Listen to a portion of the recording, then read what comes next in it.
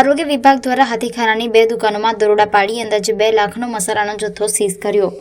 એસઓજીના PI VS પટેલને ભેળસેળયુક્ત મસાલા અંગેની માહિતી મળતા કાલે સવારે કોર્પોરેશનના આરોગ્ય વિભાગની ટીમને સાથે રાખી હાથીખાનામાં આસનદાસ નહેરાની, દેવીનારાયણ સોસાયટી વારસિયાની, ગુરુકૃપા ટ્રેડર્સ અને કમલેશ પારસમલ અલવાણી, દર્શનમ સ્પ્લેન્ડોરા વાસણા ભાયલી રોડ, કમલેશ પારસમલ અલવાણીની રાધિકા મસાલા નામની 2 દુકાનોમાં દરોડા પાડ્યા હતા। પોલીસે બંને દુકાનોમાંથી 2139 કિલો મરચા પાવડર, 338 કિલો હળદર, 95 કિલો મરી અને 36,800 કિલો ધાણા પાવડર મળી કુલ 2,11,000ની કિંમતનો મસાલો સીઝ કર્યો હતો।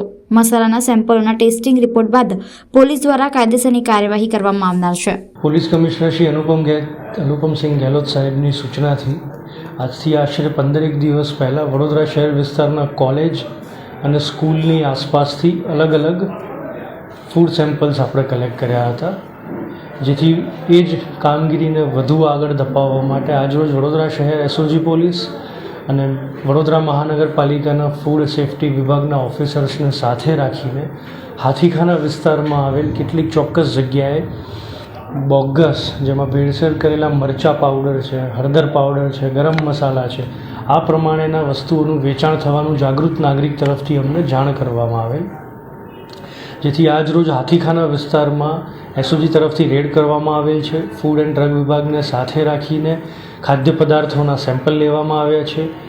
હાથીખાનામાંથી ગુરુકૃપા ટ્રેડર્સ નામની દુકાનમાંથી અને રાધિકા ટ્રેડર્સની દુકાનમાંથી આશરે 10 લાખ જેટલો મુદ્દામાલ આપણે સીઝ કર્યા છે અને મરચું, હળદર, ગરમ મસાલાના પાવડર એ બધું મળીને કુલ આશરે 801 કિલો જેવો મુદ્દામાલ આજ રોજ સીઝ કરવામાં આવેલ છે। સદર મુદ્દામાલને આપણે એફએસએલ અને આપણે ફૂડ વિભાગની લેબોરેટરીમાં ટેસ્ટિંગ માટે મોકલશું અને જે પણ આગળથી એના જે આવશે એ પ્રમાણે આગળની કાયદેસરની પોલીસ કાર્યવાહી કરવામાં આવશે।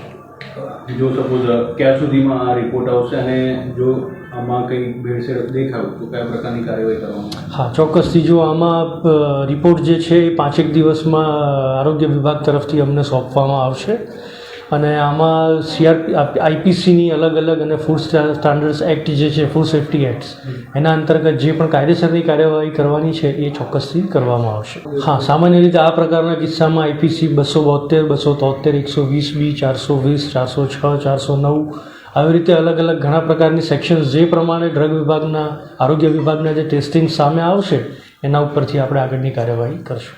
હા, આ પ્રકારનો જે મુદ્દામાલ જે છે અમદાવાદથી કોઈ ડીલરે એમને આપ્યા છે એવું પ્રાથમિક તબક્કે દુકાનદારે આપણને જણાવ્યું છે, એ દિશામાં પણ આગળની કાર્યવાહી ચાલુ કરશું। હા, અમારી પોતાની ઇન્વેસ્ટિગેશન હાલ ચાલે છે, એટલે પહેલાં તો સેમ્પલ્સના ટેસ્ટિંગ આવી જાય પછી આગળ કોઓર્ડિનેશન જે પણ અન્ય કોઈ સંસ્થા પાસેથી લેવાનું હશે એ આપણે લઈશું।